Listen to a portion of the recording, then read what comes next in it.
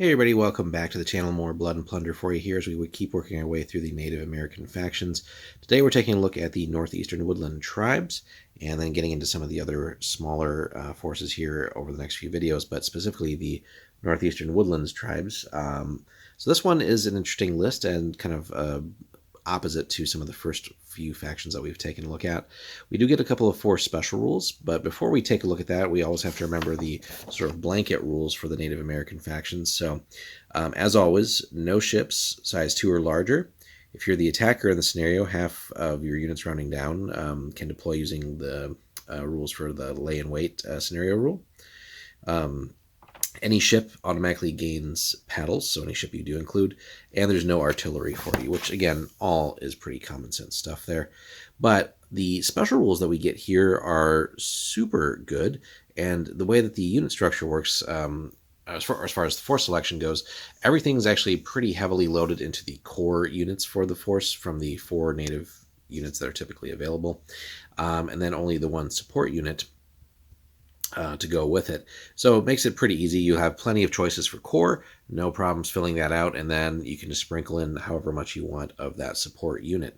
So let's get into the force special rules. So everybody in the force gains Spry and Warcry, which we haven't seen much of that yet, so I had to double check and look up what that actually meant for you guys. So Warcry, first of all, is a really great one. This is going to also make the force very close combat centric. There's still a lot of great ranged things we can do in the force between bows and the muskets and stuff that we do have available, but close combat I think is going to be some of that bread and butter for us. So Warcry, first of all, when this unit takes a free fight action from a charge, any units it charged and scored hits on have to roll an additional d10 for fatigue.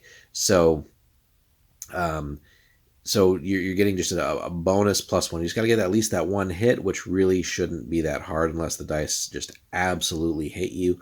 But that's one, too, where sometimes maybe we want to gamble a little bit. Maybe we did flub that roll somehow and really didn't get anything. If we have a fortune, maybe that's where we burn a reroll just to get that extra, just to get the hit in, which then gives us the extra d10 for the fatigue test on the enemy, and being able to stack fatigue quickly will help turn the tide against some of the other good units and forces out there. Now, on Spry, we have a pretty simple one. Basically, if the unit has no fatigue, it adds a -1 bonus to its fight saves.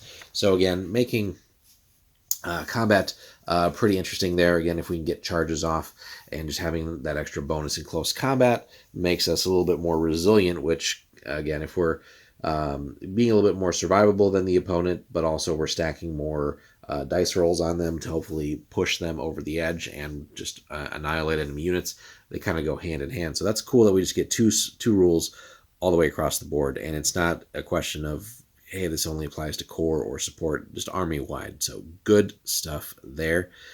And then the Warrior Musketeers here, basically in this force, gain support warriors. So that's something that we'll get into in a separate video too, on just how the supporting works. But all the units, we've covered them in a couple of the more recent videos, so you have plenty of options between bows and the muskets that the force can have. You also get a lot of access to thrown weapons. Now, just the straight-up warriors are fantastic in general, especially if we keep the heavy close combat weapon and then coupled with the force special rules, we can really get some nasty things going here. And then also taking advantage of things like the lay and wait rule if we're the attacker, and really just abusing all the other special rules that the individual units come equipped with. So we want to be strategic in our shots, maybe pile some fatigue on the enemy, get that charge off, and just wail away, and hopefully have a superb round of just tons of hits, cause those extra rolls, and kind of not necessarily one-shot an enemy unit as far as killing them all outright, although that, of course, would be great as a result, but just essentially instantly routing them more or less, and just not getting stuck in for long against enemies. So we just want to get in, cause our damage, win basically, and then get set up for taking on the next part of the enemy force. So once we get our native forces painted up too, we'll kind of have some series of videos too where we kind of hope to like demonstrate some of the tactics for you guys with that. Now, we're not quite done though. Command options, basically we can have any Northern Tribes commander, or we can get into King Philip as a special character. We'll take a quick peek at him before we wrap up the video. Allied factions, again, if we're going to the army scale, we got an interesting set of choices here. So we can go with different flavors of militia. We have French Canadian, English North American, Swedish militia. I don't think we've covered that one yet. And then Dutch North American militia. So 4 different flavors of that. But we can also bring in the Wabanaki or the Iroquois, which we'll be getting to in the next 2 videos, as you can kind of see on the edge of the screen there. So we'll cover that and how they can interact too. But basically, you have a ton of choices. Some of the lists we've looked at recently didn't have too many allied factions for the army scale. Here, you're kind of spoiled for choices, and really, whatever your force is lacking in, you essentially will have access to with that many choices. So now, before we get done with the video, let's just take a quick peek. We'll skip ahead here to the commanders, the named commanders, and see if we can't locate King Philip. There he is. So if we're going to bring him in as a commander, he's going to run us 30 points, which is a good chunk, but that's fairly typical for a lot of the higher end special characters. May lead Northeastern Woodland Tribes factions.